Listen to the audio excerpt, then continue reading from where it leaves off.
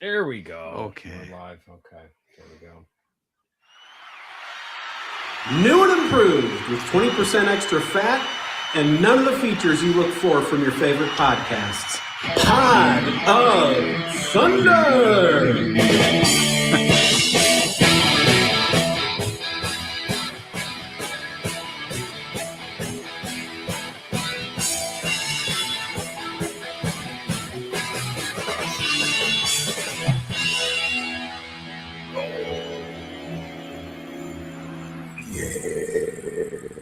Welcome to Pod of Thunder, the recognized symbol of excellence in rock and roll podcasting. Brought to you by Curiosities. Smells good in here, Chris.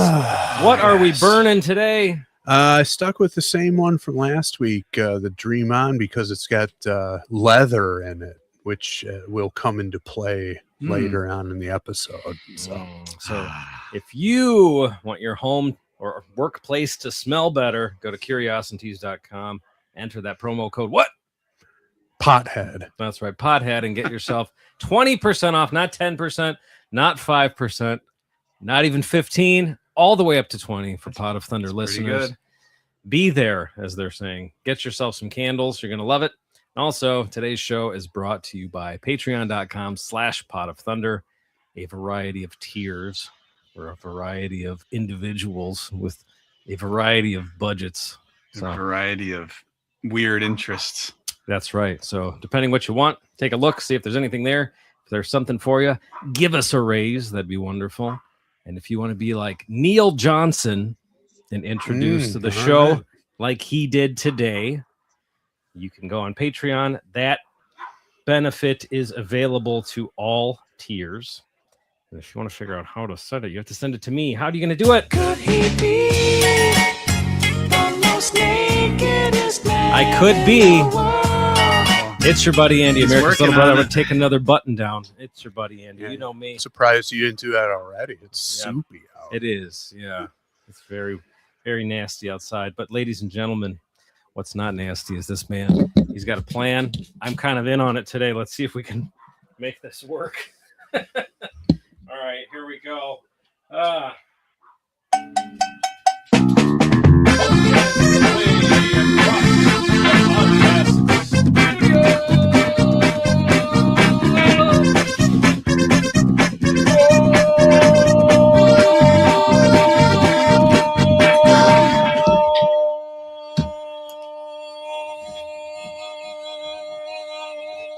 Nick Pollock has entered the program. I was hoping you would do the goal thing.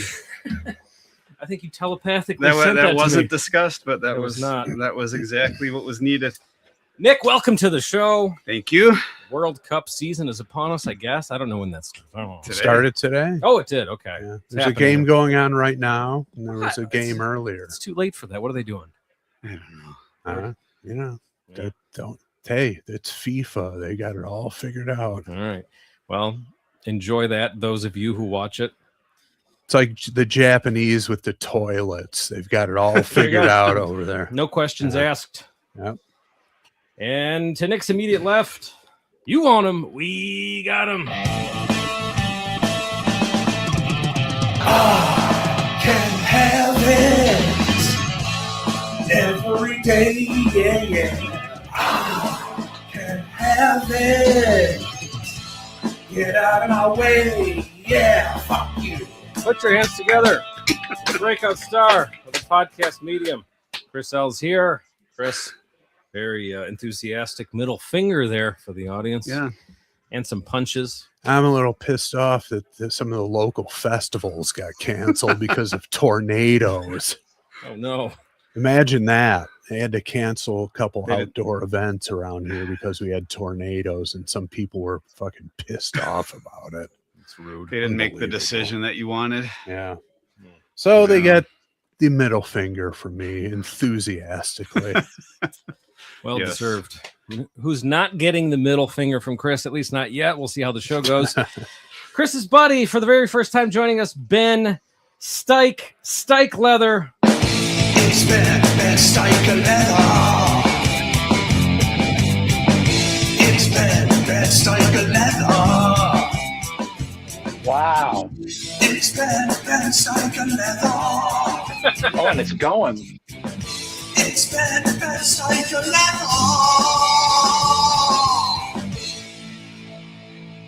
Uh-huh. Oh shit, that's a good one. Yeah. I figured it out. Yeah. I actually haven't heard that. I've slipped Stikeleather into Shock Me before. Ah, that's good. Yeah. Put on your Stikeleather. Yeah. Very good. Or I was thinking, was it right. hit the lights? That's the first line, right? Yeah. Life to leather. Yeah. Could also Yeah. work. All sorts of options, but can't go wrong with the priest. So, No, not at all. That well done. well, thank you. I'm glad you liked it. That's the one of our differentiators on the show. Come on as a guest, you get a custom entrance theme made by us. So there you go. That I'm honored. There you go. Bobby Root says, But I got to say, you guys are scraping the bottom of the barrel with me. Good Lord. Oh, I don't know about that. We'll debunk that theory as we go along. All right. Starting with mentioning that you are the owner and sole proprietor, yes, of Rowyco Kustoms guitar refinishing business, yes? Yes. That's what I do. And you've had some famous clientele you want to talk about. One especially that will resonate particularly. Yeah. With Well, yeah, I really like that. I'll drop the other guys. Well, actually, only one. I recently did a batch for Nikki Sixx. There you go. Oh, cool. But For the current tour, right? Or the tour that's For- coming up this summer. Yeah, that one. They sent me a bunch of. I guess Schecter has the signature Nikki Sixx basses that have skulls and stuff all over them, and I was instructed just paint over them, paint them matte black, and my buddy who set this all up is a quote. I'm just going to glue studs all over them. I was like, all right. So that was pretty easy. But most notably, over the past couple of years, I've done a shit ton of Icemans for Mr. Paul Stanley. Oh, wow. Now that was for the end of the road tour mostly. Yeah. They his tech. We have a mutual friend who recommended me when they were needing them done. So he called me up and asked if I had the bandwidth to do a whole bunch of these things. I was like, yeah, sure. And basically, they send me a palette of black Paul Stanley signature guitars, and I repaint them the color Paul wants, and then he sells them to the fans. "Oh, it's the guitars that you could take home after the show." Yeah, from paulstanleyguitars.com. Mm-hmm. So it's quite a markup he's got on that. What are they, 5,000? Or they're more than that now? Well, I mean, he's done now.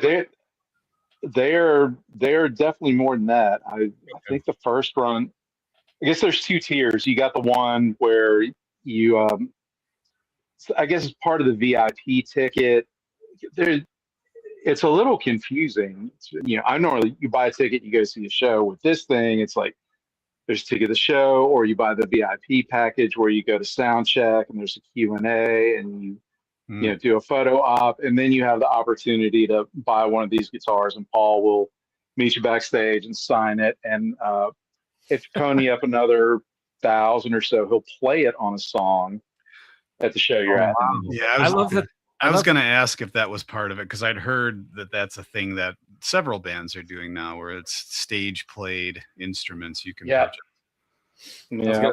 I love that you buy a ticket, you do all that, and then you have the opportunity to buy a guitar after that.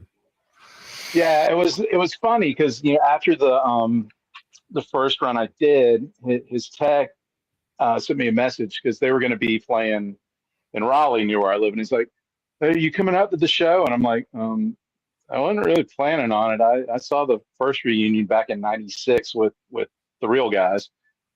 But he said, "Well, I can get you all hooked up with a VIP setup." And I was like, "Well, that could be interesting just to go see." Sure. And but initially, when I was they asked me to do this, and I was looking at the price, and I was like, "Who's buying these?" And then we get to the venue for the sound check and all this stuff, and there's like a line of at least 100 people lined up to do it, and most of them know each other. Yeah. And I was like, these are kind of like deadheads. Yes, They are. It was it was interesting. I was on the KISS cruise I went on. I had the same experience. These people all knew each other. Probably all the same people. Yeah. we kind of saw that when we went to the Indianapolis KISS Expo. A little bit on a lower level. Yeah. But Right. yeah, similar. There are people who know each other and Absolutely. trade Sure. memorabilia, whatever. They're all. There's even a hierarchy of KISS fans. There is. Yeah. There are people who are Fiefdom. There are people. Yeah, there are people who are higher tier KISS fans than others. I've noticed. There's a clique. It seems, but yeah, the bummer was when we went, the first batch was in early 2022, and my wife and I had managed to avoid getting COVID, and then a couple days after the show, we started feeling shitty. Sure enough, we got COVID at the KISS show. Paul gave you So COVID. I didn't even get near Paul. So I guess we got COVID with a K. Yeah, right. That's what I was just going to say. All capitals. Yes. Yeah. Yeah. Yeah. Well, And had we been recording this about 3 weeks from now, there'd be another 25 or 30 hanging up here in the shop getting ready to go for Las Vegas. yeah, I was going to ask, that was going to be my next question, if he's still doing that for Landlocked in Vegas, but obviously he is. Yeah. Oh, he's Yeah. still. It's Now, are they? I did. Go ahead. Go ahead. Yeah, so I didn't think they were going to be doing it either. I got a text out of nowhere. It's like, "You want to do some more?" And I was like, "Sure." Oh, they're not going to miss a money making opportunity. I mean, No, for sure. Available. Now, is it all the sparkle finishes that you're known for? That's all Paul has been wanting. Yeah, I mean, it just sort of started because that's what I like, because I think I'm part crow. But I can do all the other stuff, but that's sort of what I like. And obviously Paul likes it too. So Yeah, I mean, simpatico. Ben is, in my opinion, is his forte, and what he just said is what he likes to do is his metal flake finishes. Really outstanding stuff. So I mean, we can't see it too well, but that bluish one behind you, is that what we're talking about? That's like a blue metal flake? Yeah, well, that's mine. It's a 79. I'll get it down, showed off. yeah, there you go. Oh, nice. Yeah. That's the kind of guitar finish he's known for. So you should send him the Kramer, Nick. Get it flaked out. That would man. be awesome. Yeah, I've got an old candy apple red Kramer Striker at home. Ah, Yeah, fun. I'm spending other people's Yeah, money. That's one of my Yeah. favorite things to do. Ben's got nothing to do, Yeah, apparently. It's on the way. Ben's not busy. Nick's got money to burn. Let's just make it happen. But yeah, and well, obviously, there will be a discount since I got that custom intro song. Oh, well, see, I'm looking out for All you, right. Nick. I'm not All right, spending as much of your we're- money as I do we're- other people's. We're money. talking turkey now. That's good. Yeah, right. Yeah. You could finally pay for something with a song. That's happened. Yeah, That's the goal. It's been the little goal. barter system. So That's good. Yeah, pays better than Spotify. yeah, just about everything does. So, Oh yeah. But yeah, so I'm gonna do it, Ben. So you expressed some trepidation, but it's my show. I'm crashing ahead. I'm gonna do it. Ben's Do it. company is called Rowyco Kustoms. Yeah. Rowyco is an acronym for rock out with your cock out. Yeah. Okay, I got Because it. Now, this is a classy operation. it is. It is. And also, what a lot of people don't know, and in fact, I'm going to guess that even Ben didn't even know this. when the Lilith Fair was going on, he had a sister company called Joeyco, which was jam out with your clam out, of course. So yeah, he was capitalizing on that opportunity, and the Lilith Fair isn't a thing anymore, is it? I don't know. Put Is some, it over with? I have no idea. He metal flaked Tori Amos's grand piano or something like that. Yeah, right. You couldn't pay me enough to do a grand piano. Be a hell of a job, huh? Yeah. So I make a hell of a mess. So yeah, Rowyco Kustoms. If you are in the mood to get a guitar customized, jacked up, Ben's your guy. Are you taking on like one-off customers? Or are you too busy with? Yeah. That's mostly what I do. Okay, cool. So if anybody's into it, he's your man. Something to think about. Oh, and one more question about the Nikki Sixx badge. Is it true that those Schecters don't even have an output jack on them because he doesn't actually play the bass on stage? Well, I requested that they be all disassembled before I got them, so I can't say one way or another there. All right, no electronics. You'll have to ask Mr. Nicholas Stikeleather yourself. Yeah, he's scheduled to be on the show, so he was. Yeah, he was until this conversation. Now he's gonna cancel that. So yeah, nice. Yeah, good to have you on. Oh, the other thing that was the tipping point, we had been talking about having you on the show before, but and then this last thing, then we'll get down to business. Sure. You posted on your Instagram story that you recently procured tickets to see Tom Jones in concert. I did indeed. Oh, excellent. And this will be the second time I've seen him. I've seen Tom before. How long ago? I want to say it was between like 2005, 2007, thereabouts. So a while back. It was a while back, and he was maybe not quite as senior a citizen as he is now, but it's 20 years ago, so he was in his 60s. Yeah. At the time, I was working at sort of a small sort of boutique guitar company, and in a shop situation like that, you've got a shared stereo, and one of the CDs we had that the whole crew kind of dug. It was a Tom Jones Greatest Hits, and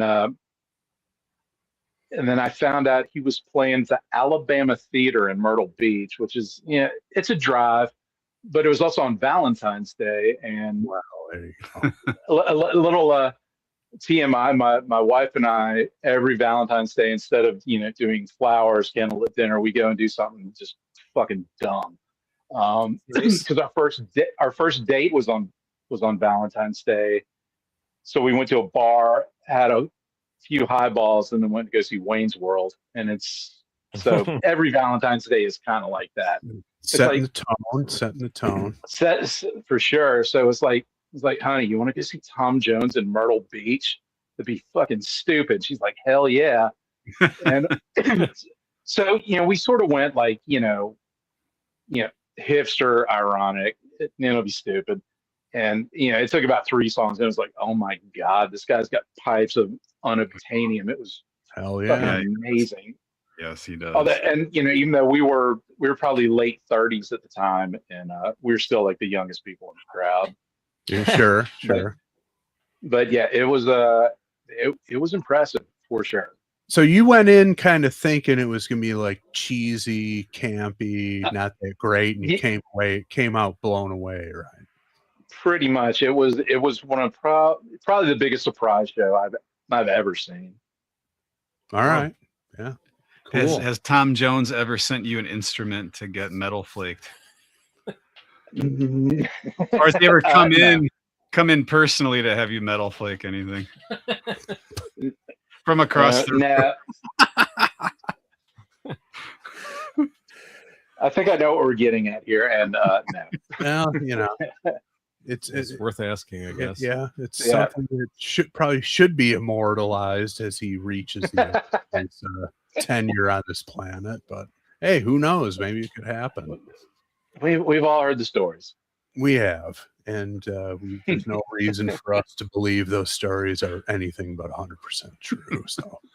So yeah. All right, cool. Well, when's that show? When's that show coming out? October, I believe.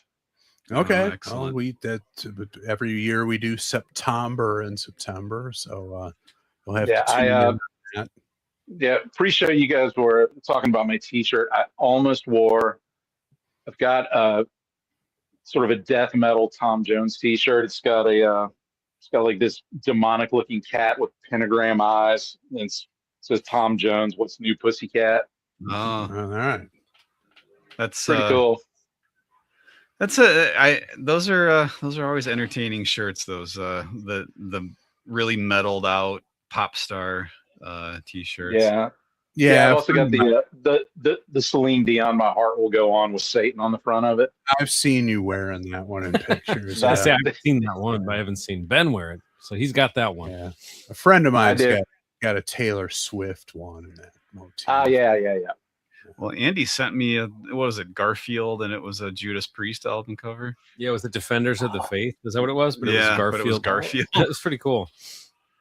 I like that. We'll send it to you. We'll get it to you. It was almost. I was debating. Do I need this or not? Yeah, my wallet almost came out. Hell bent for lasagna. that might be one too. And if it's not, it will be. Yeah. All right. So what do we got here? We got some foil. Well, Neil said 20% more fat. That's about right this episode. All right. Big treat, big treat, big treat.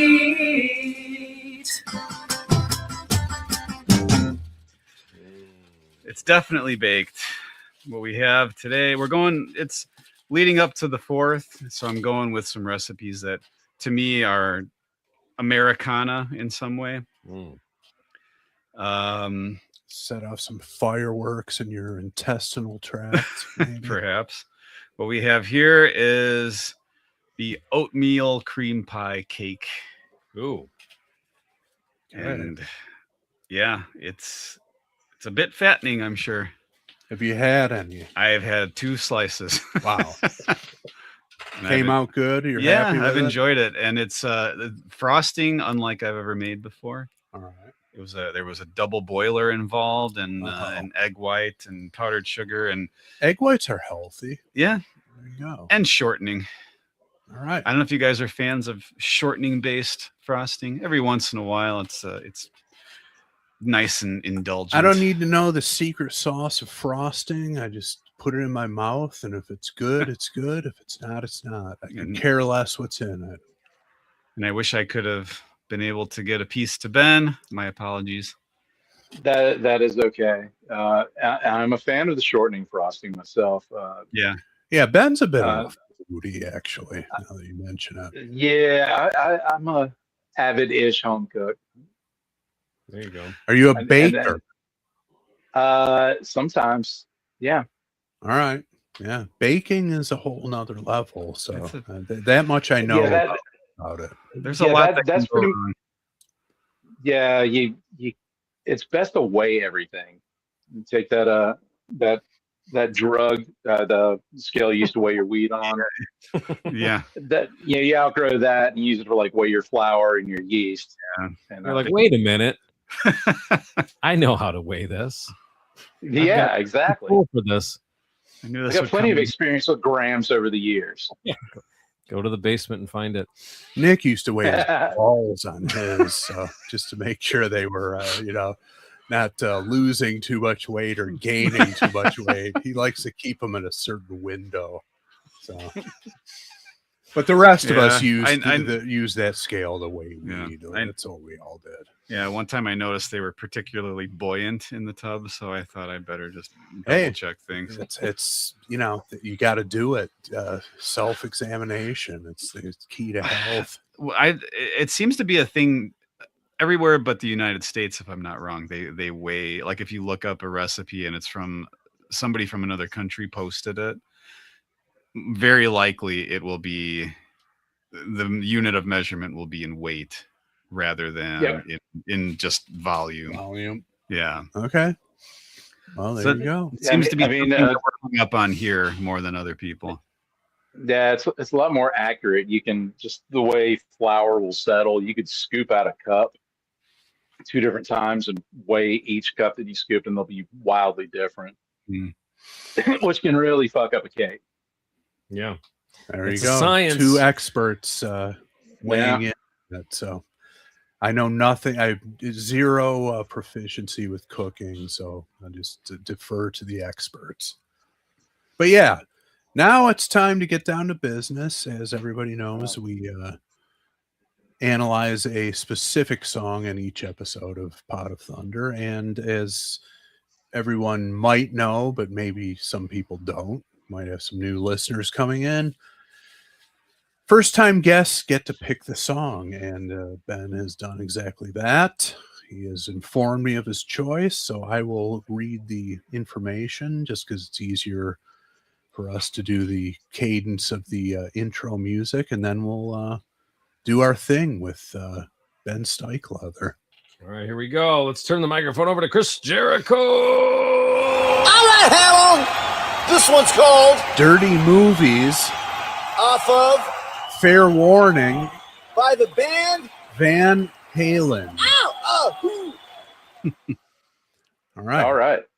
So this is, I think it's Van Halen song number 6. Okay. But this would be only the second song we've done from the first 6 albums with Roth. The first one was our first post-Kiss episode.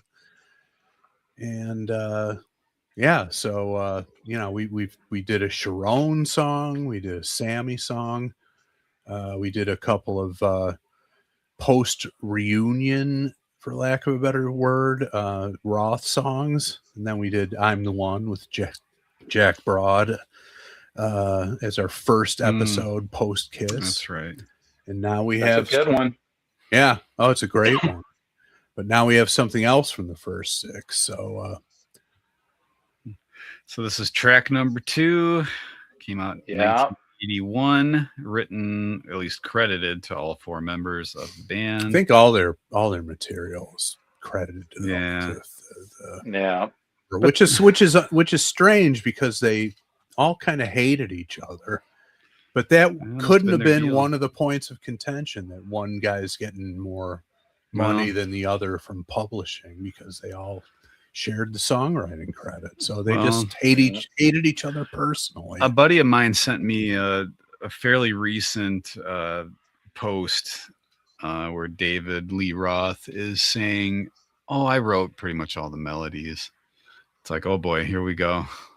Because I'd always heard Eddie Van Halen say, "Yeah, I had to write all the melodies." We'll say Eddie's not going to argue now. Yeah. Maybe that's why he's coming out and saying it. Well, Eddie, there, obviously there's footage of him saying it, but yeah, now David Lee Roth is saying he wrote the melodies.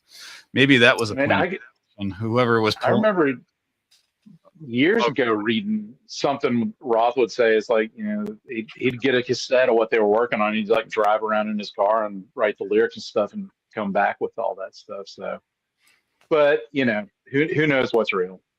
Lyrics I've always heard was him, but lyrics, melodies. I remember hearing Eddie Van Halen saying that he's the one who had to do the melodies as well. Who knows?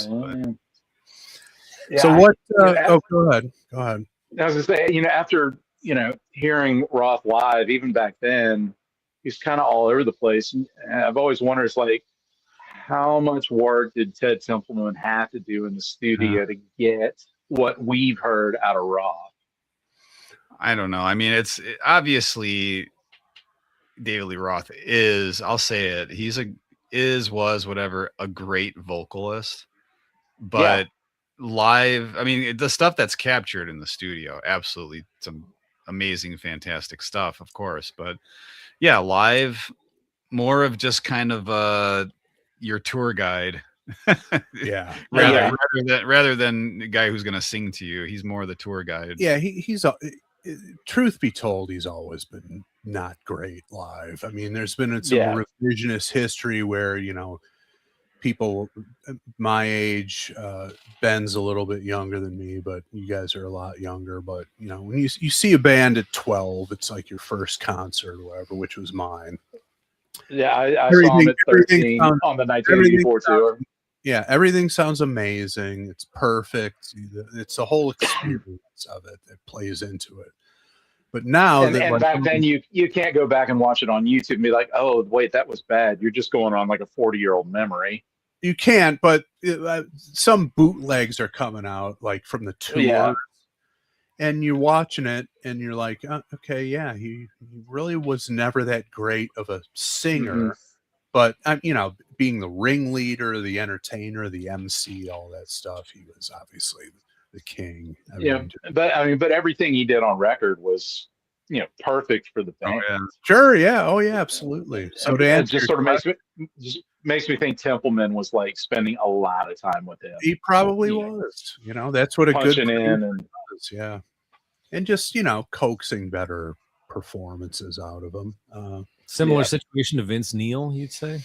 Probably. Yeah, we had Tom Werman on. He said Vince was difficult, but you know, he was able to extract some pretty good performances out of the studio. But it's just weird though, because you think either you have it or you don't, but somehow those guys on record, they sound fine. They sound great. They sound better than. I think those guys they're going 60 on the record the whole time. Right. And live, I don't know, even if you get the best singers, the guys who have the strongest diaphragms out there, are they going to be able to do it as well as these guys did it on the record? I don't know. Like I wouldn't want to have to do a Motley Crue set. No, it'd be and really I wouldn't want to have to sing a Motley Crue set. No, thank you. Yeah, but I also think guys like Vince Neil and David Lee Roth don't particularly care about being pristine vocalist on stage. They're there to preside over a party, you know, express the, you know, put the vibe out there. Sure. You know, Roth just doesn't even try to. Vince Neil seems to actually try. He seems to take care of makes it worse. Maybe not. But he seems to be trying to replicate the records, at least. David Lee Roth, he's there to show you a good time. Right. You know? He seems intentionally just trying to be a contrarian with how he's presenting the material. He's wired up different than most people, that's for sure. Yeah, that's an understatement. Because I mean, that Live in Tokyo album that came out, amazing set list. You look at it and you're like, all the songs. I think this song is on there, right? Isn't Dirty Movies on the Live at Tokyo? I'm not sure if I have no idea. I don't think I've ever heard that. Well, don't rush to hear it because it's the set list is so great, and then you listen to it, absolutely destroyed by Roth's vocals. And that gives credence to what we've talked about before. People bitching about live albums that have overdub as well. Yeah. Here you go. What you asked for, a live album that's an exact representation of the performance, and David Lee Roth destroys all of that material. So if you're upset about Kiss Alive being touched up in the studio, yeah, perhaps go you can listen contrast it with listen to Live at Tokyo Dome, and you know, be careful what you wish for because you just got it, and it's terrible. But by him, but that's what's always sort of puzzled me about Roth, though. It's like, as disciplined as he is to do all the other shit that he's done, you know, like the martial arts and the jungle explorations and being an EMT, he can't put a little bit of calligraphy. Yeah, all that stuff is like maybe focus a little bit on singing. Yeah, live.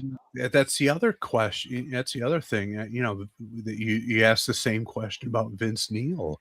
He's obviously had some personal things to deal with, some serious tragedies in his life. Yeah, we all know that.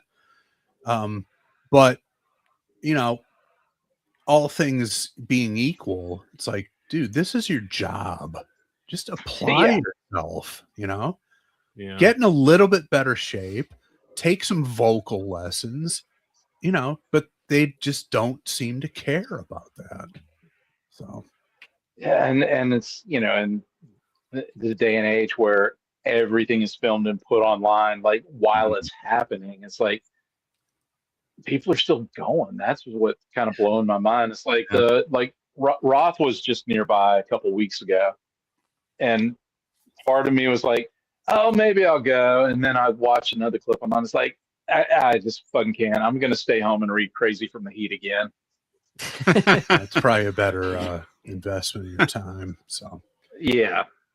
So what was your thinking into picking this particular Van Halen tune? Well, as you know, I've been listening to a bunch of episodes to sort of, get ready for this.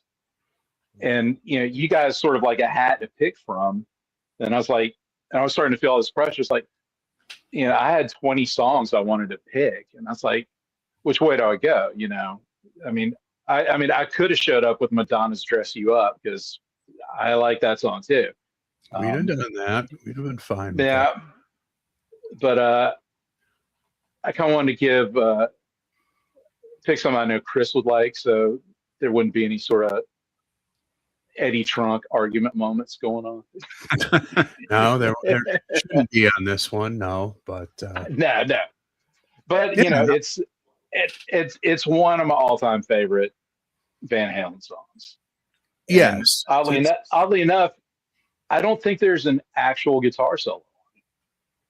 There isn't, but there's another interesting element of guitar playing, which real Van Halen nerds will know without me even mentioning it, but we'll get to it as we get into the song. But yeah, this would definitely qualify as a deep cut, I think. Oh yeah, for sure. So even though it's the second song on the album, but Andy and Nick, are you familiar with this by the title? Yeah, I know it. I know the title. If you ask me to hum it to you right now, I can't. So I'm not as familiar with the actual song. What I've always wondered is why did they decide to put the title in quotes? That's another thing I want to bring up is in the list of songs on Fair Warning, you have Sinner's Swing has an exclamation point in the end. That you can kind of understand. Yeah. But Dirty Movies has quotes around it. I'm not sure I ever read an explanation of that before. And if you ask Roth, he'd probably say something really strange. Yeah, I'm not sure I'd want to ask him what the he'd probably go on a tangent about his late night club with his friend Tomato. Yeah, or something. Who knows? So I don't know if this is going to be a controversial opinion or not, but worst Van Halen album cover. Yeah, I don't even know it. I know what it looks like. I don't know. I don't know what it is. This one's always to me. It's like, huh? Some sort of strange medieval painting, sort of. Yeah, I think it fits the mood of the album. I always thought that album was like dark and brooding. The opening up with Mean Street. It's just, I've always thought it kind of fit. It's just really, it's weird, bizarre looking album cover. Just it's apparently some Canadian guy painted it, and one of the guys in the band saw it, and he's like, "Yeah, I want that to be the cover." And I've read about that artist. He has some issues. Yeah, it's a depiction of his traumatic childhood, basically. Oh, so that's not like a fun bar brawl. That's like it's child abuse or something. That's someone. Yeah. No, that doesn't look like a fun bar brawl. That guy's getting his face mashed on the ground. And there's a guy running his head into a wall. Right. A guy kicking a door in. Yeah. So and then two people maybe kissing. I'm not sure.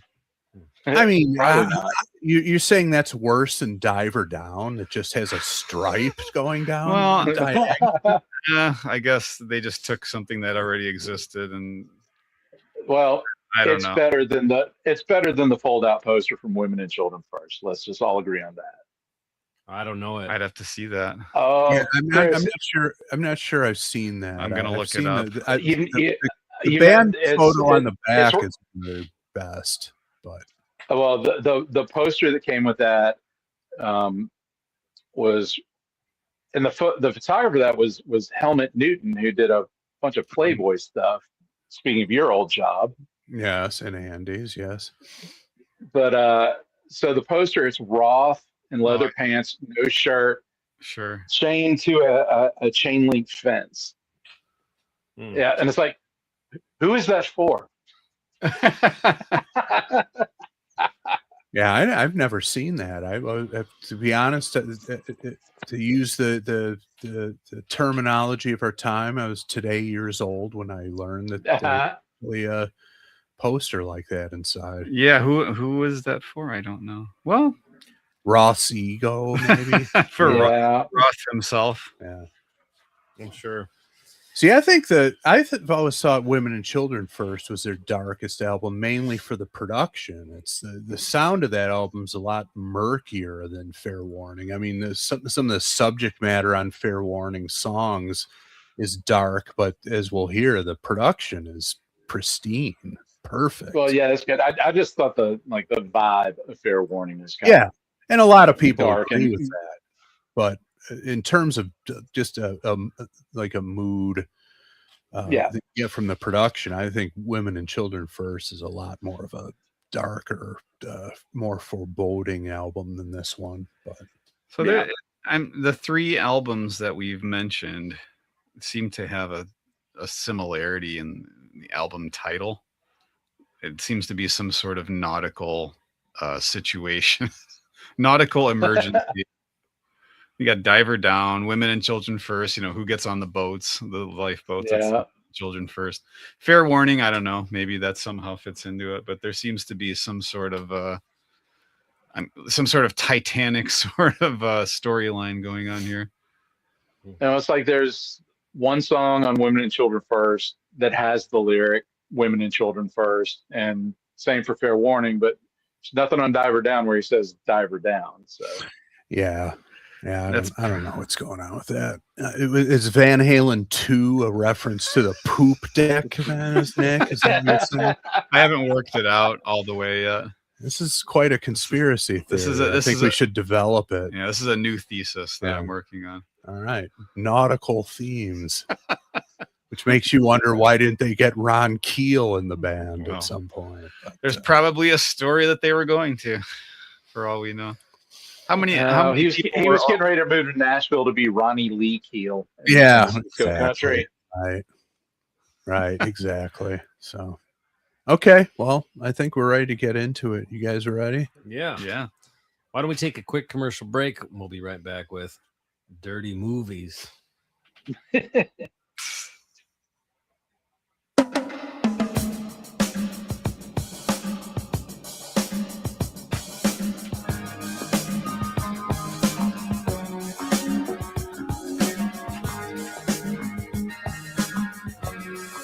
Are those bass harmonics that I'm hearing? They are. Yep. Oh, I thought Billy Sheehan was the one who always got the big credit for those. Michael Anthony busting them out in 81. See, and that's one when Ben told me his choice. This is going to be one of the things I talked about. We want to talk about conspiracy theories or opinions on what was going on, and some of it has come from the band itself, specifically Eddie Van Halen. There is scuttlebutt that Michael Anthony barely played on this album, that it was Eddie Van Halen playing the bass. Have you heard that before, Ben? I've heard stories that Ed would go back in the studio and be there all night redoing stuff, so it would not surprise me. Because this album, the bass lines on a lot of this stuff are very ambitious and next level. Not to say that who knows if Michael Anthony's capable of it. I think he probably is, but there's a lot of debate back and forth as to whether he's playing on any or all of the album. So that's why this would have been a new frontier for him, and at least recorded material with Van Halen doing that kind of harmonic thing. But But like the bass Unless- playing, unless he- push comes to shove, is like super next level and kind of funky, and right. a lot of people question whether it's Michael Anthony because they think he's a Cliff Williams type where he just pedals the root note and that's it, and that's not necessarily true. I'd have to go back and listen to it, but the was it Live Right Here Right Now? Was that the double live album that they came out with when Sammy was in the band? I forgot what it was called, but I had the Something like cassette. that. I had the cassette, and there's a bass solo on it. And if I remember it correctly, Michael Anthony's based on that, a fairly capable. He could play harmonics, I'm sure, if he played that bass. Yeah. Like this is not out of the realm of possibility for the guy who played that bass solo. Correct. So it's probably the truth is probably somewhere in the middle. Eddie Van Halen has said himself that he re-recorded some of the stuff. It could be true. Who knows? Well, I'd heard him say that he had to basically write every bass part and show Michael Anthony exactly what to do for every song. Yeah, who knows? I don't know. I think as we know, Eddie Van Halen and became kind of a prick over the years, Yeah, and I don't know.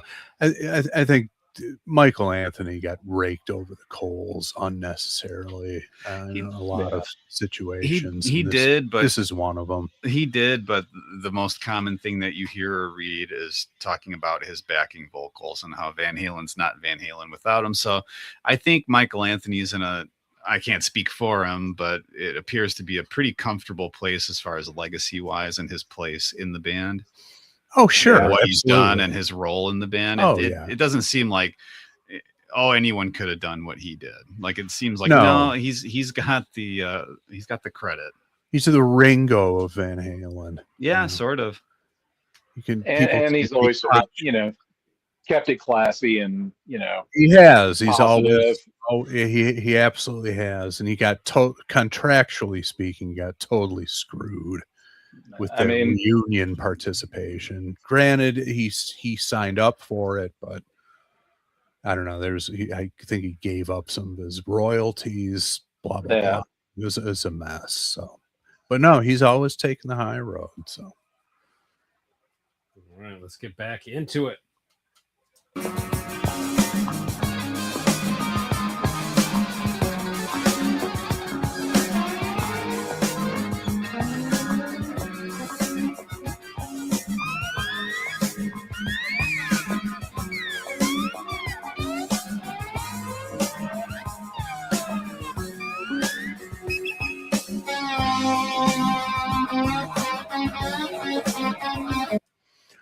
Now here we have Eddie Van Halen for the first time, to my knowledge, on record playing slide guitar. Yeah. And I think it's the only time he played slide guitar, certainly on the first Sixx. But could this be magic? There you go. Yeah. The acoustic slide guitar. There you go. I was thinking the same thing. It's like, has he ever played slide on anything else? And then it's like, oh yeah, that one. Yeah. Okay. So then we have two, but that So first electric slide. How about that? Yeah, that works. So yeah, 2 albums in a row. He's sort of experimenting with that. So he never revisited it ever, to my knowledge. No, he got the Steinbergers with the trans trims, so didn't need to do it then. Yeah, exactly.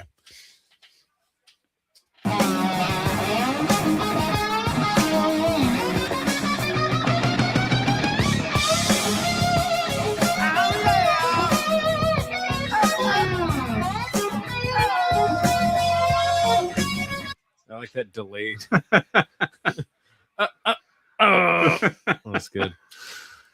Yeah, just riffing in the studio. I mean, this type of thing, he probably didn't need much direction from the producer. It's just like, get in the vocal booth and do your thing, and we'll figure out what works and keep what works and get rid of the rest. But am I crazy to think that he probably really spent time thinking that stuff out, though? That seems like a David Lee Roth thing to do. Like, it seems like he premeditates things. Like I would things say. That you would think it's just an outburst, but I feel like he's calculated enough. I don't know. I think of him, maybe I'm wrong, but I think of David Lee Roth being like that, where he's, I don't know, he's not an improviser, but maybe he was. I just thought, oh, he's probably thinks, with that pause is as important as the actual lyrics. I wouldn't doubt that. I could see that. Yeah. Yeah. I wouldn't want to ask him that question. It's similar to the quotation marks. It's like you ask that question and then strap yourself in for 45 minutes of rambling nonsense. Okay. Okay, Dave. Yes or no question. Right. That wouldn't actually answer the question, but I don't think that's an off-base theory by any stretch. So it's I've heard somebody describe Mel Brooks as like if it's you and Mel Brooks, you're having a conversation. If it's Mel Brooks and two people, he's got an audience. And I think Roth is probably the same way. There's a comedian I know of, and he owns an apartment building in New York. And I heard him on a podcast a while ago talking about Roth lived in the building during Roth's EMT days. And he's saying it's like we would go on the roof and smoke a joint. And if it's you and Roth just hanging out, he's a really smart and interesting guy. And but you get other people and he starts being Diamond Dave. It's completely different. Yeah, I believe that too. Yeah.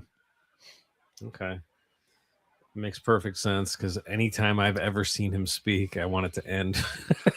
Yeah. Well, that's the thing is, didn't he replaced Howard Stern at one point? Oh Jesus, I didn't. And he did. I remember thinking this is the absolute perfect person to be doing this, right?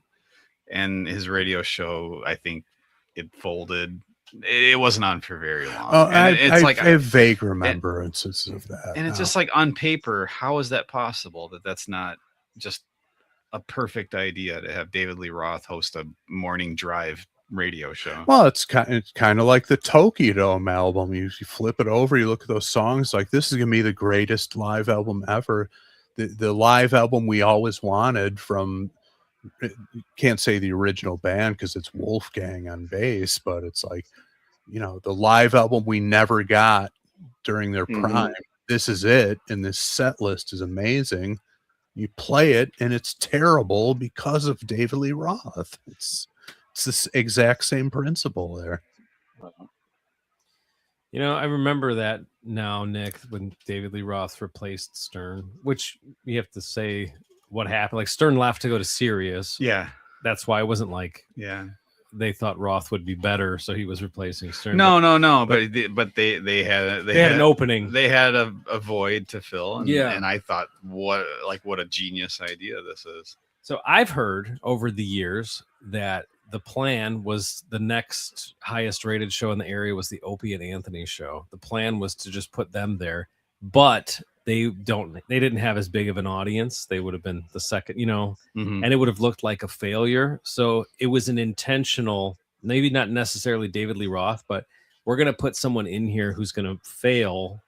And then the guys bring in the guys that we want to bring in. Yeah. So they don't look like a fail. They look like, they brought it back up. That makes sense. It's all the hardest thing to do is to follow a legend. Yeah. Because you nearly impossible to succeed in that situation. It happens all the time in sports. So yeah.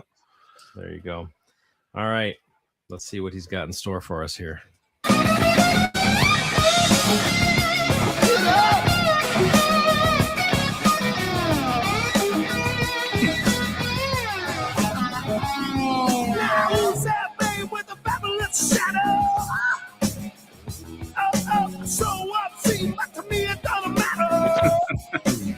I love the line about the fabulous shadow.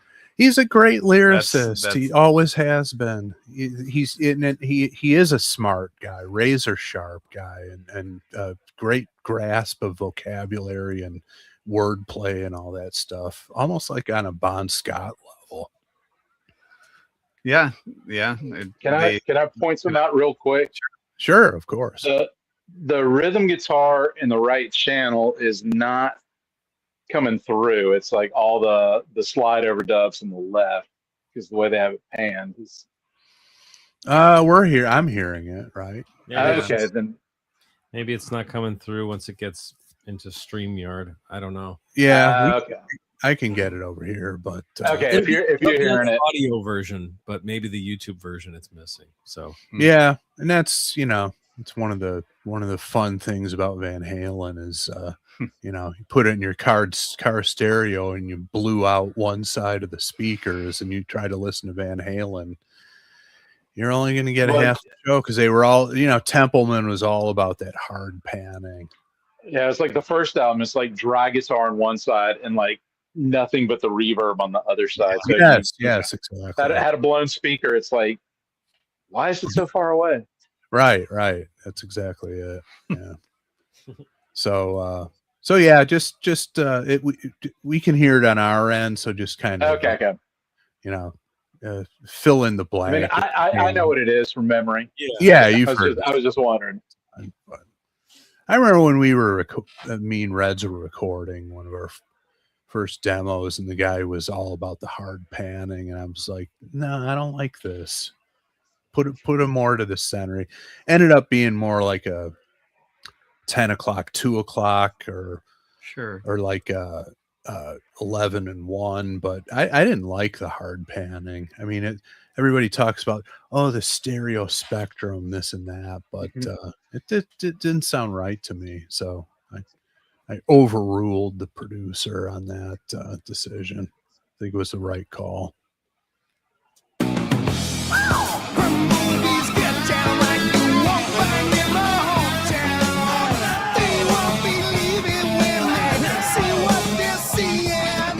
Which would be what, Bloomington, Indiana? That's right. College town. So probably find those movies there. Stag films, if you will. Stag films, yes. Yeah. I mean, this is written in 80, 81, where home video was not exactly that widespread. So if you wanted to see a dirty movie, you had to go to the theater and Pee Wee Herman it. Yeah, they did have the XXX theaters. I remember those. You ever go to one? I never went to No. one. What about XXX root beer? That's Lafayette. Oh, sorry. Wrong town. Axl Rose. Yeah, Wrong Axl Rose. singer. Probably loved the XXX root beer. But well, that was what, beta versus VHS back then? To kind of, were they battling it out probably around that time? Yeah, and that's pornography is what killed beta tapes because it was too expensive to produce those. So the reason why beta tapes went away is because there was no pornography on them. Did you know and that? They were also and they were smaller, so you couldn't fit as many pictures on the box at the rental store. There you go. That's another consideration. Yeah. So the porn industry killed beta tapes. Wasn't there a similar thing too with Blu-ray? Because weren't there two things for Blu-ray? It was like HD DVD or something like that, and Blu-ray. We're doing Blu-ray. That didn't last as long. Well, the other issue with porn on Blu-ray is nobody needs that much detail with some of these porn stuff. Like with the close-ups, it's like, oh God, give me standard definition. No commentary tracks. Like, honestly, I don't think anything looks good in 4K. It's like this looks like a video game. I would agree. yeah, I haven't gone down the 4K road, but yeah, some of the it only happens if I'm like at an Airbnb or a hotel and the TV is automatically set to 4K, and it's like, how do I change this? just too artificial looking. Yeah. The weirdest It's is weird. watching an old film that's been that it looks like you're watching it through a window. Like the people are right there, but they're in black and white, and there's no. Yeah. I don't know. It just doesn't look like a movie anymore. No, it's just weird. Yeah. Plus, it's weird. It was called Blu-ray. If you had a Ray Victory title, it'd be very confusing. What's going on here? Is it the name of the movie, or is this the name of the type of format? What's going on? Maybe Ray was in a sullen mood that day. Who knows? Okay, maybe that's why he couldn't get a full erection. Well, I was thinking Who a different knows? type of blue, but all right, that too. He never had like a full boner. like Chris. circulation issues. Okay, maybe We that. don't know. He never had a full boner. I know. It's on That's- record on the internet. That's the other conspiracy theory out there. Ray Victory never had a full boner. Michael Anthony didn't play on Farewell. These are the things that are circulating around. The two most commonly. They are. Yeah. They're interchangeable in conversation, basically. Yeah. Also, Kiss didn't play live on Alive 1 and 2. Ray Victory never had a full boner. It's always the same people talking about those two. It is the same. If it's not one, it's the other. Right. All right. Go see baby now. Pictures on the silver screen. Greatest thing you've ever seen. Now the thing is something nice. Everything turns out alright. Daddy's little sweetie after some damn rainbow. Got the big deal in the back of a limo. Hey. How about those lyrics? Well, as we know, as you guys have probably surmised, this song is about, some chick he probably went to. Whether or not this is true, I don't know if I've ever heard an explanation from him, but basically the story of the song, a chick you went to high school with, the next time you see her, it's in a porno movie. So she moved out to the San Fernando Valley and got into the industry. So It's probably pretty common in Southern California. And from Indiana, chicks Yeah. from central Midwest states heading that way. So Seems like a song that could have been in Boogie Nights, but it might be too on the nose subject wise. yeah, a little Yeah. too obvious, if you Yeah. will. But yeah, that same kind of vibe. And to Ben's point, pictures on the silver screen, was you did have to go to the theater to see these movies heading into the 80s. You had to be a committed perv. You had to get up and leave the house. Well, and that's actually one of the plot things in Boogie Nights is the transition from actually making films for the theater versus making home videotapes. And Right. remember the scene where that guy's explaining it to Burt Reynolds, like, you don't need all these production values. The future is home video. Nobody cares about the story. Nobody cares about the camera angles. They just want to see the action. And Burt Reynolds is digging his heels in. Jack Horner, a character, and isn't having it. That's one of the main plot lines in that movie.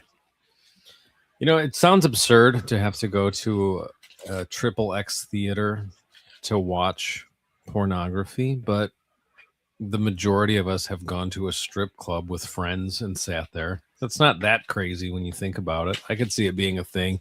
Hey, we're going to go watch a dirty movie. I'm not necessarily saying you're going to pull out your wiener when you're sitting there with your buddies. Maybe you are. Don't know what kind of buddies you have. But no judgment. Judgment. But I'm just thinking, It's been a long time since I've been to a titty bar.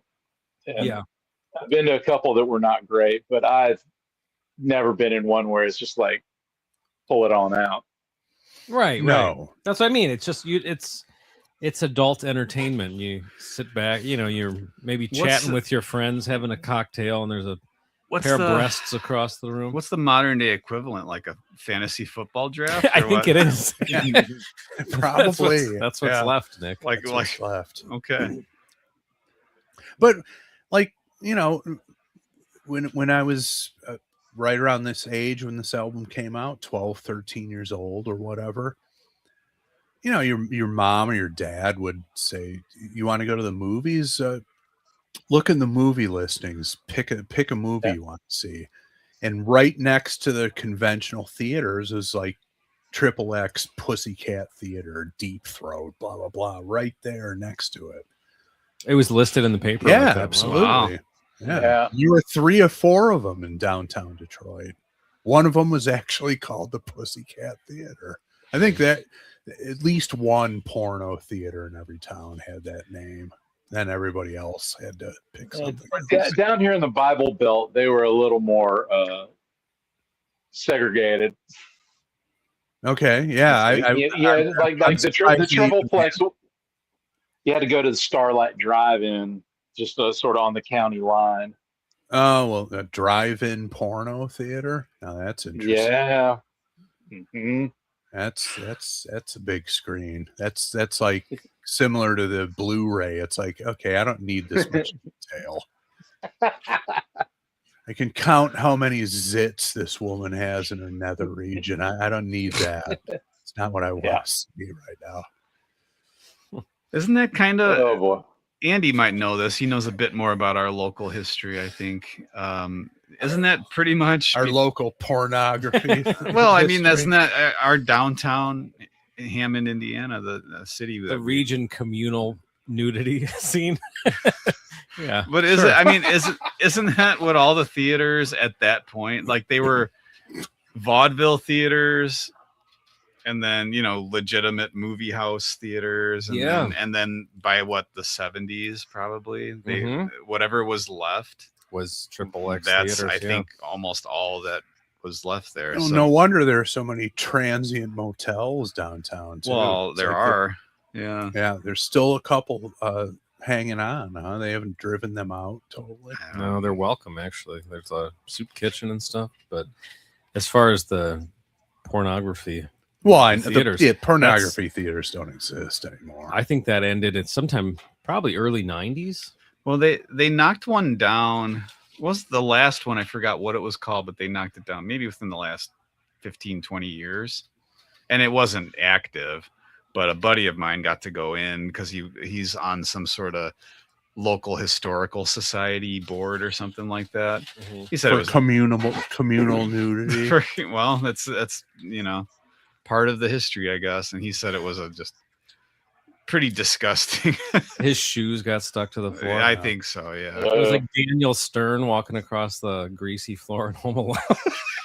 Sock got stuck. Nail went through his foot.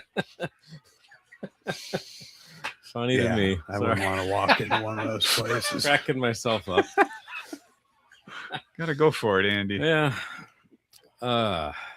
Yeah. So in our city that we grew up in, they were all gone at that point. But they were there for a while. They were, but any theater like was closed up already at that point. As far as my recollection, there was a drive-in for a few years. That's where the Bears are moving to. Yeah, the Bears are moving to the drive-in, right over in that area. We'll see. All right, all right, back at it.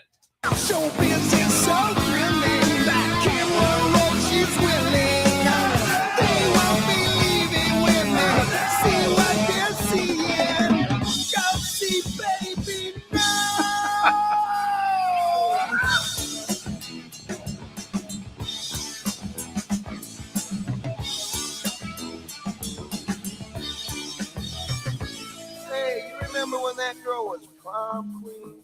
Oh.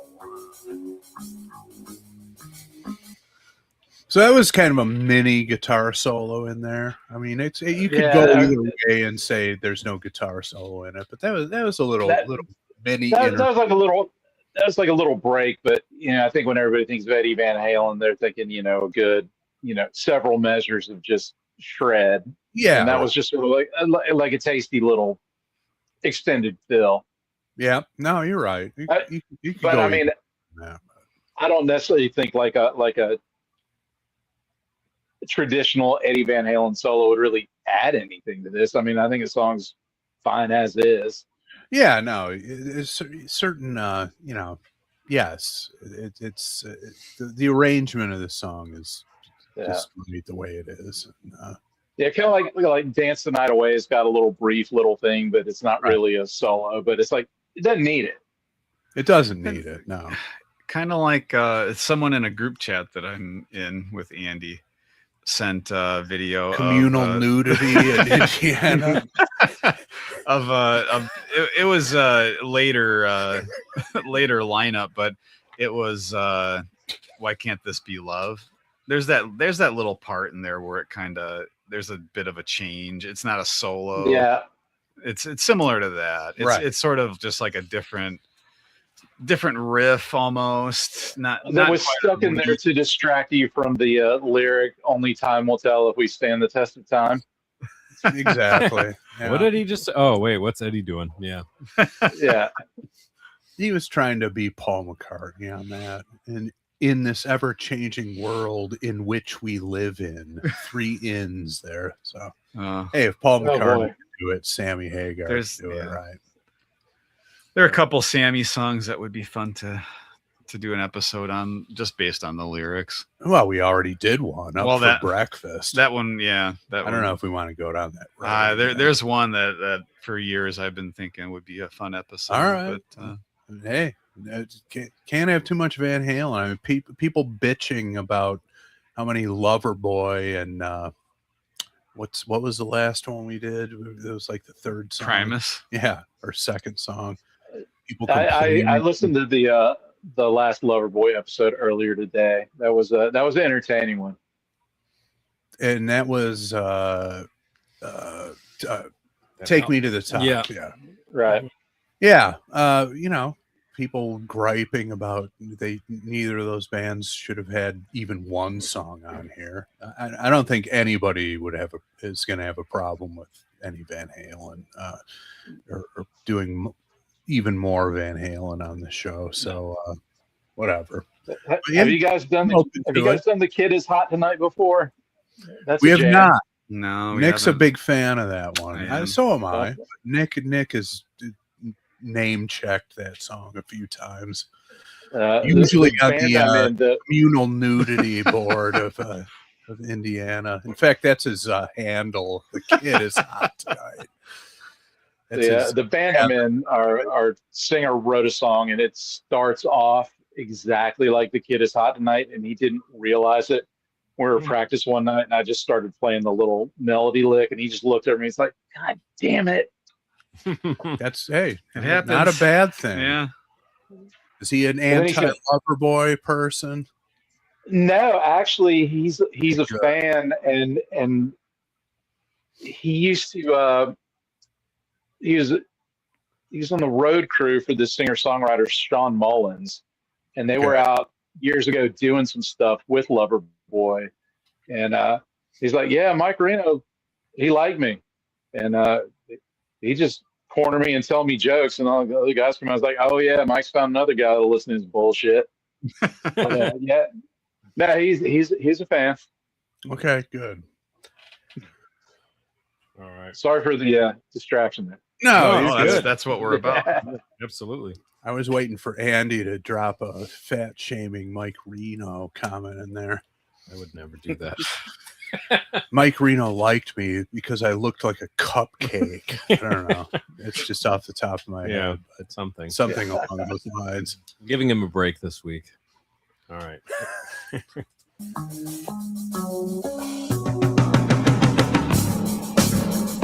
it off! Take it off!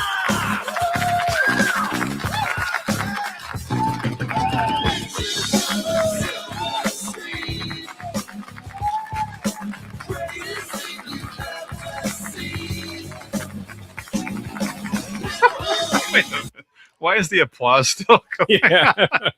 It's overstayed its welcome. I'm going to go ahead and say that you had, this is formula at this point, in 81, there's going to be a little breakdown part. Dave's going to say something, then we'll kick back into the chorus. But that applause is still going on. It's taken me out of it for some reason. And it's just a handful. It does go on a little long. It's just a few guys. Yeah, it's the guys in the theater. It wasn't a well-attended showing of the movie. But well received.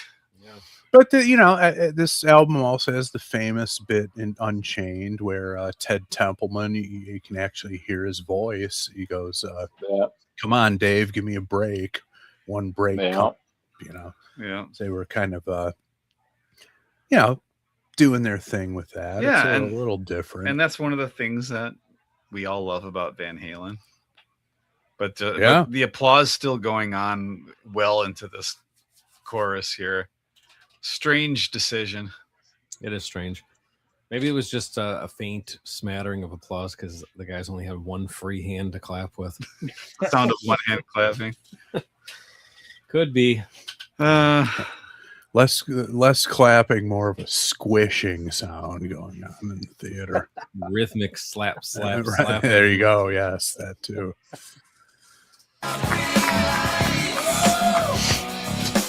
Everything turns out alright. Now they believe it. Now that they've seen it. Go see, baby, now. Pictures on the silver screen. Greatest thing you've ever seen. Now I think it's lights. Everything turns out alright. Lights, camera, action.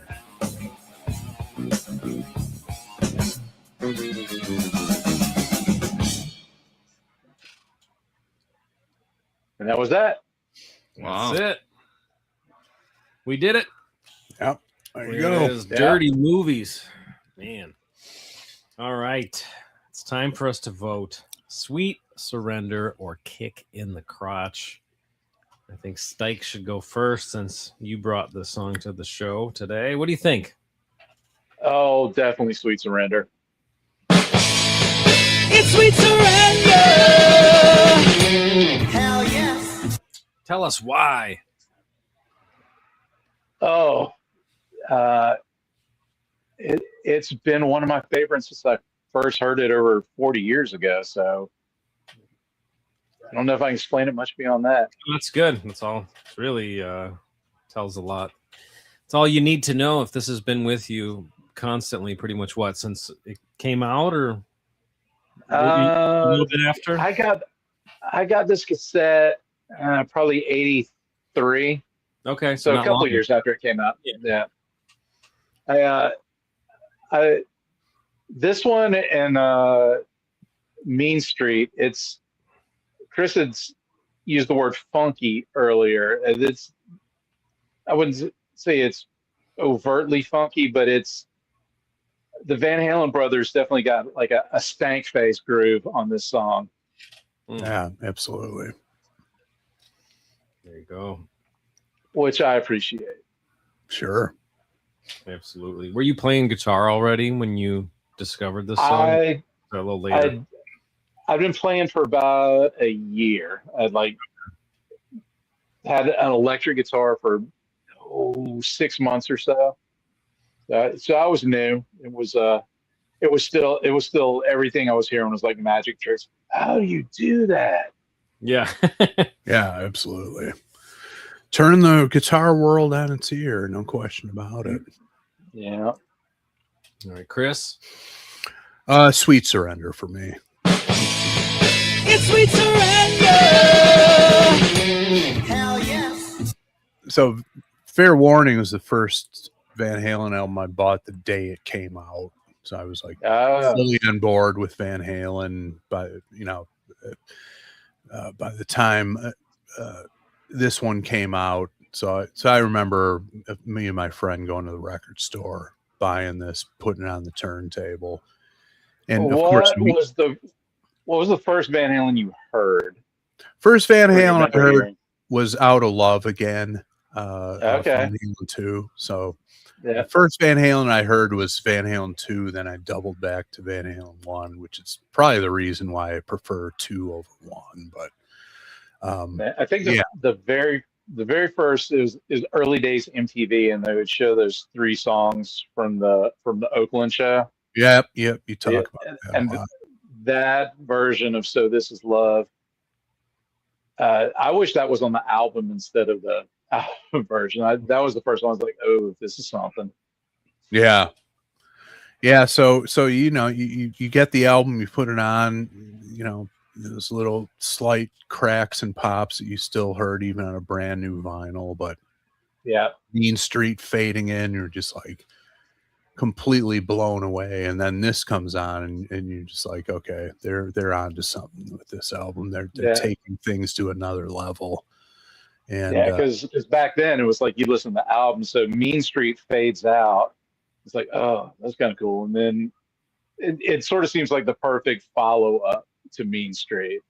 yeah, I mean, you know, the song order it mattered back in the day. And then you get the Barn Burner Center Swing after this one. Oh yeah, I mean, yes, you know, we were not disappointed with our purchase, put it that way. But I mean, side one of this album to me is perfect.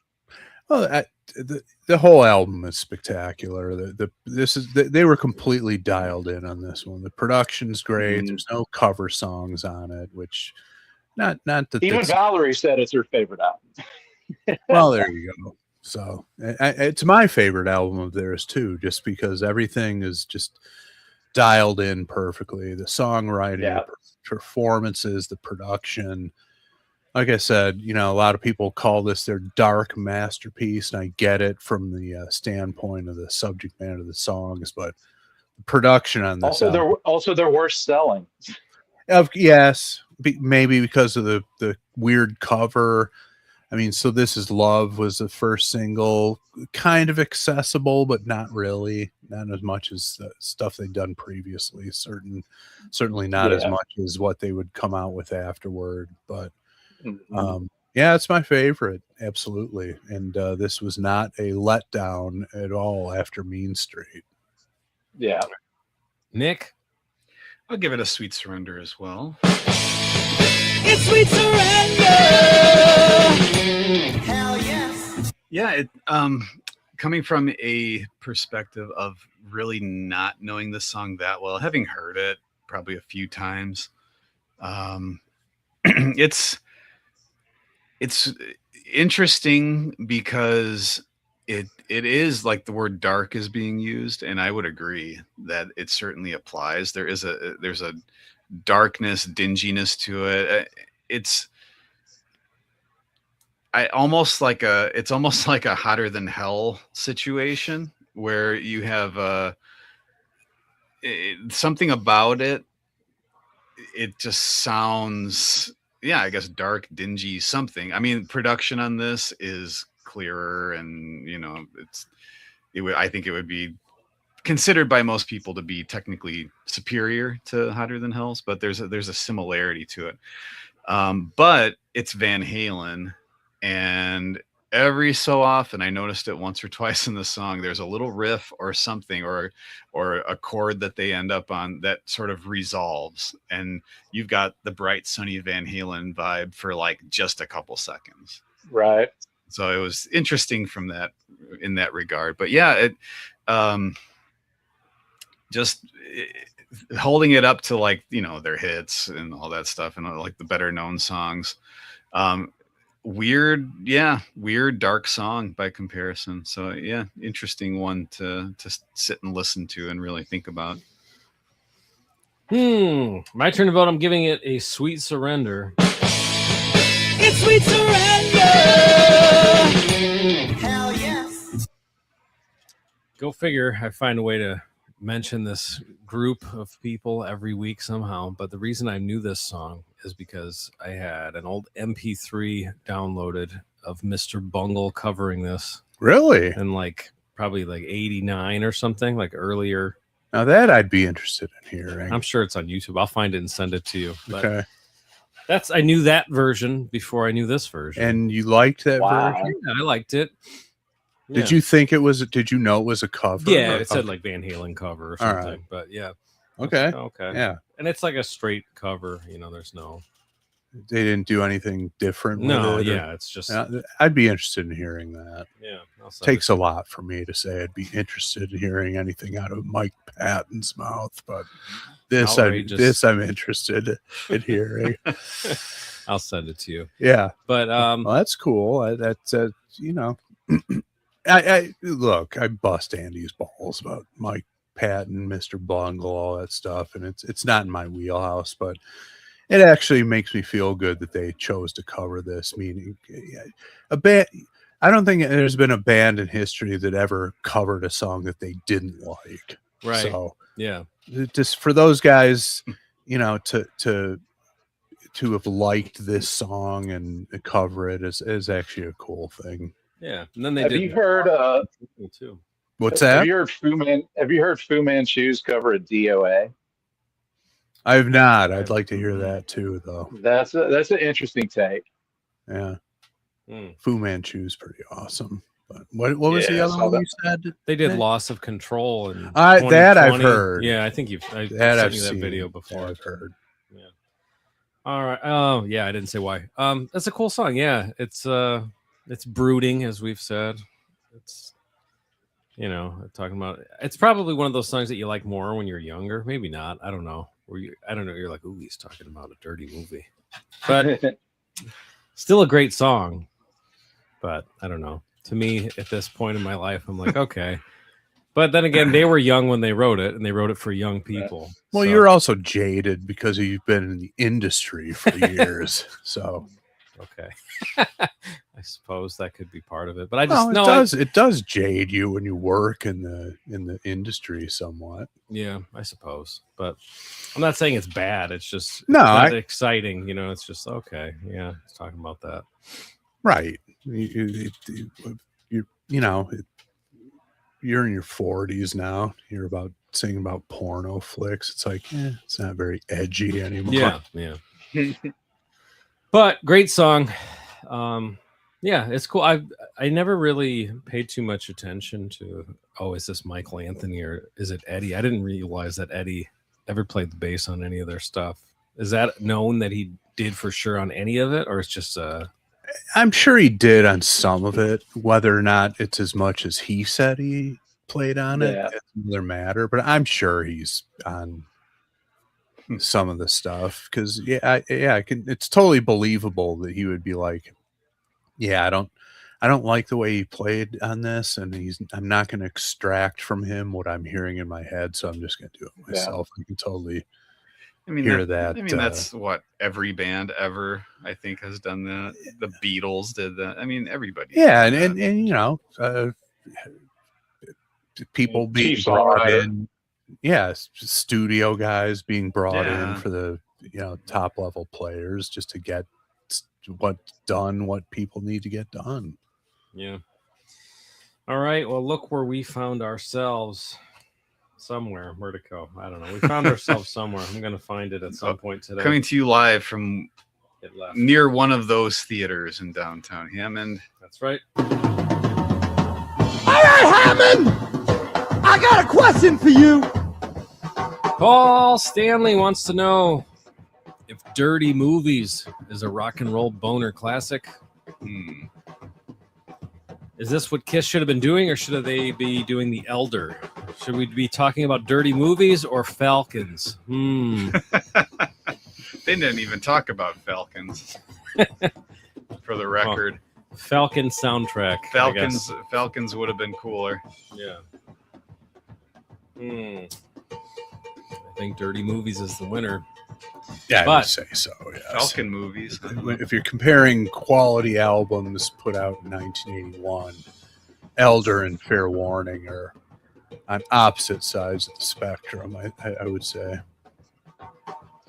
Despite what all the Elder lovers out there chime in with. There's something wrong with them. Okay. My vote is in. It has to be a unanimous rock and roll boner if it gets that far at any point. Any of the four of us here today can say no boner. Ironic that this is the song we're talking about. Yeah. Deciding whether or not we're going to give it a boner. Four guys hanging out. Yeah. Debating. If it's time for more communal nudity. Did you get one? Yeah. I didn't get one. Did it's like you? that scene in Cocoon. Like in the song, are we all going to start clapping and clap for too long? Yeah. It'll be uncomfortably long. Andy, you never saw Cocoon? I did. I don't know what scene was it. Wasn't there when they're kind of discovered the proverbial fountain of youth? They're talking about Yes. They're talking about achieving such things. Oh, they get boners again, and they start. Yeah, and they're very direct talking about it. It's exciting. How's Wilford Brimley going to get a boner with his diabetes? That's right. Can't get all the way down there. The blood doesn't go that far.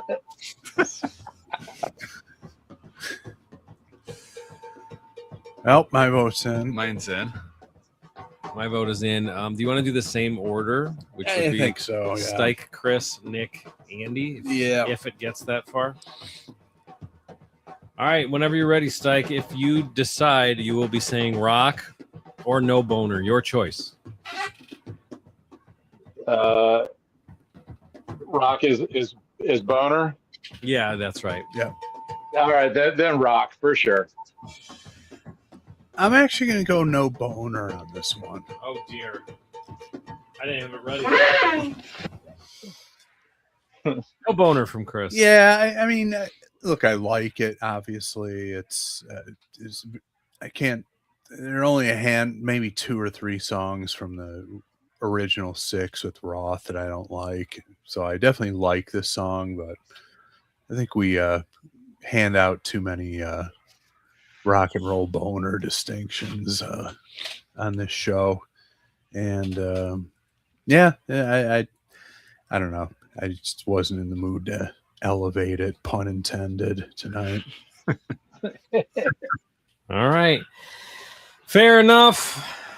And if you disagree, we're sorry. That's just the fucking way it is. All right. Question for you, Stike. Yes, sir. Do you have a little bit of time to stick around for some jokes? Yes. Did Chris and Nick involve you in this? Chris gave me a heads up, and I did a little bit of homework. Okay. All right. Excellent. All right. Good.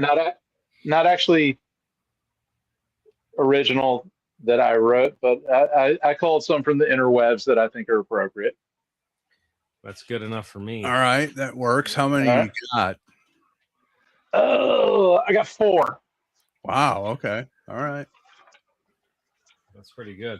I'm gonna have to get some extra sound clips here. But quickly, we're gonna take a quick commercial break. But before we do, we've got a new sponsor here. Nick, who is it? It's Danny Disher at dishermusicgear.com. Play a piece of history, be revolutionary. We're gonna have.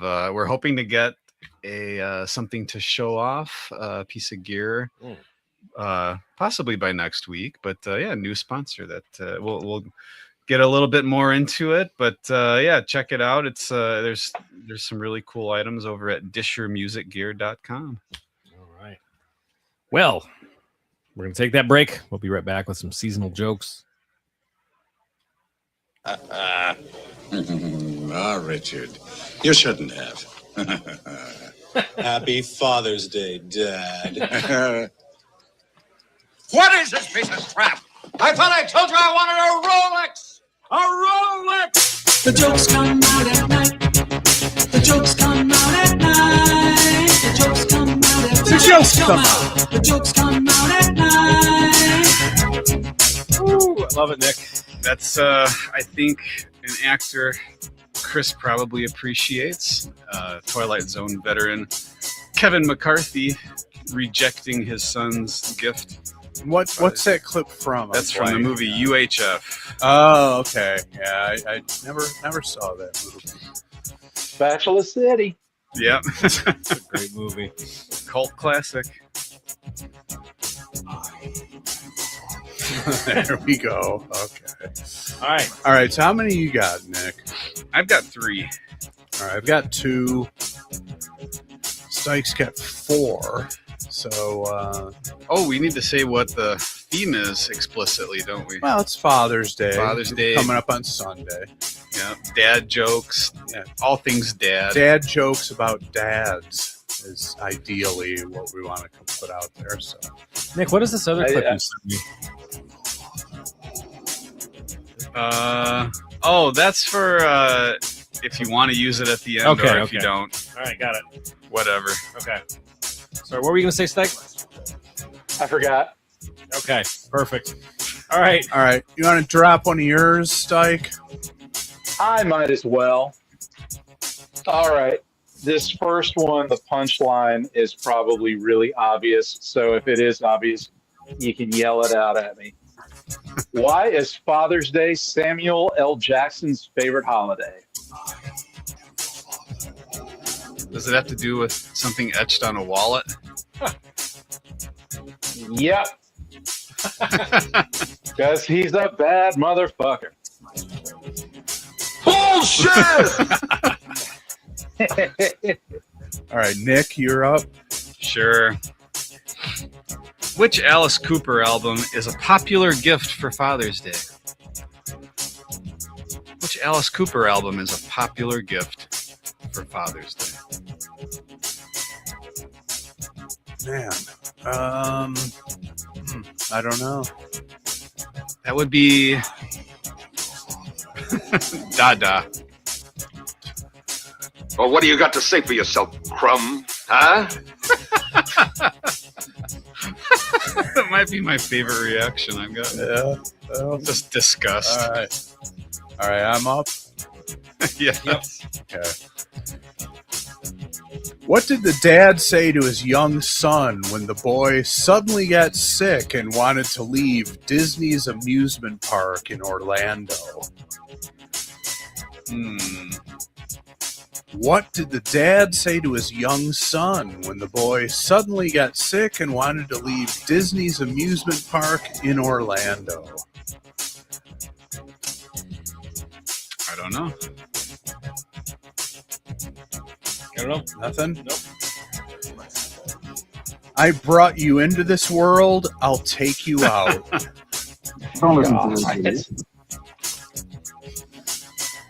Don't dads say that on occasion? Yeah, that's it's what Bill Cosby himself. Is that what it That's is? where I first heard it. Okay. Yeah. All right. Yeah, I wasn't sure the origin of it. So. I would not be able to say that to my son. He's a giant. Is he? He is a giant. He's a big guy. Back in the day. He could, yeah. We have a great relationship, by the way, but if he wanted to, he could end me. Well, there you go. So, yeah, that lines out with your son. Yeah. Yeah. All right. Another one from you, Stike. All right. What do you get a brand new father for his first Father's Day as a gift? I don't know. I don't know. Condoms.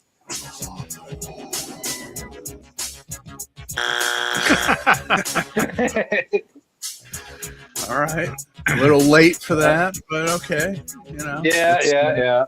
The cart before the horse, or vice versa. But, yeah. Makes sense. Okay, Nick. What's the proper dad joke to make when your child is facing a dilemma and comes to you for advice? Say it again. What's the proper dad joke to make when your child is facing a dilemma and comes to you for advice? No idea. You would say, when life gives you dilemmas, make the lemonade. How dare him? How dare him? My third one's not any better. Is that the one you said was super stupid? This or is it? the stupidest one is coming up. Oh, okay, good. All right, my turn. Yep. What limited time burger did McDonald's recently release to commemorate Father's Day?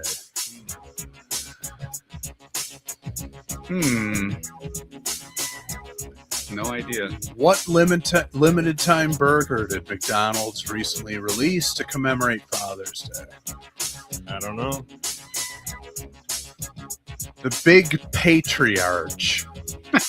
Who the fuck is this cherry? I like that one. God. I like that one. All right, Stike, you're up. This one's a little long. And it's like Father's Day at school, and all the students are supposed to make cards by drawing a picture of their father at work. Teacher asks, Logan, what does your father do? My dad's a cop. I'm going to draw him catching a bad guy. Then the teacher asks, Brian, what does your father do? My dad's a writer. I'm going to draw him with his new book. Teacher gets to Jake, and what does your father do, Jake? Jake says, my dad's dead. Oh my. What did your father do before he died? He turned blue and shit his pants. Okay. There it is. Nick, stupidest one. Stupidest joke. Bring it. Let's hear it. What does your dad always say about the time he saw Richard Mole at a store in Hong Kong? What does your dad always say always is about the time he saw Richard Mole at a store in Hong Kong? Bull in a china shop. Thank you very much. It was a bull in a china shop. You average, typical fucking in the view of a goddamn average victim bastard. I had a feeling someone might get that one. Yeah. All right, you want to finish this out here? Yeah, this one's brief and dumb. All right. If Mother's Day is for mothers, Father's Day is for fathers, and Valentine's Day is for lovers, what holiday is for single men? Single men. I don't know. Palm Sunday. Who gives a shit? There you go. Keeping with the porno theater theme. There you go. Looping everything How around. appropriate. All right. Did we do them all? Is that it? That's it. That was That's it. Oh, very good. So, is that a clip that you might hear? Like, if you say, "Oh man, I think I kind of botched the finish on this one, Paul," you might want to discount that price for a fan. He's going to say, Who gives a shit? Although FedEx lost one in the last batch I sent, and it has never been located. So really, it might, there might be a purple PS 120 popping up somewhere. Just fell off a truck. Well, it's funny. The box showed up at their warehouse, but there was like a cheap Sterling by Music Man bass in there instead, and not Really? Okay. Yeah. So the package didn't vanish; it just arrived with something different in it. Yep. Wow.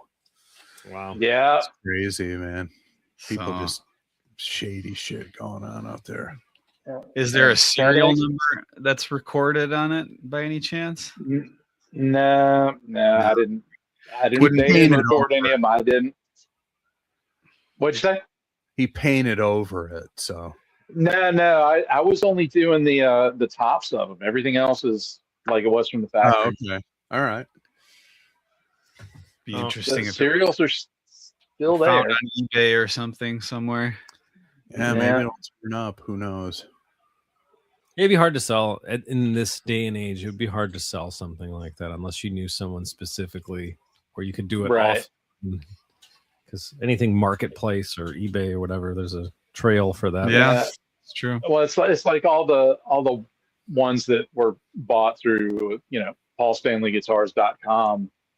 Those are all documented, and people are going to be trying to sell them for close to what they paid for or more. So if like a purple sparkle PS 120 shows up, and so it's like, I'll take 500 for it. That's probably it. Yeah, That's the one. Yeah. Yeah, and there's got to be for the ones that actually legitimately got sold through the website or at shows or whatever. There's got to be a certificate of authenticity included. Oh, there for sure is. Yeah. So yeah, be on the lookout for that, Pot Nation. I'm not prepared to offer a reward at this point. Where are we going with this? I thought that's what was No, going on. I mean, I definitely can't because FedEx refused to. They denied the claim.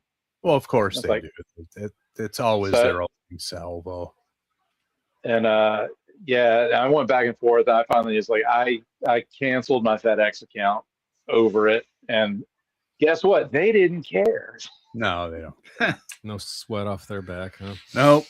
Oh well. Now, and maybe if I was Adam and Eve, you know, shipping out thousands of boxes a day of stuff to go up people's butts, but That would be the one.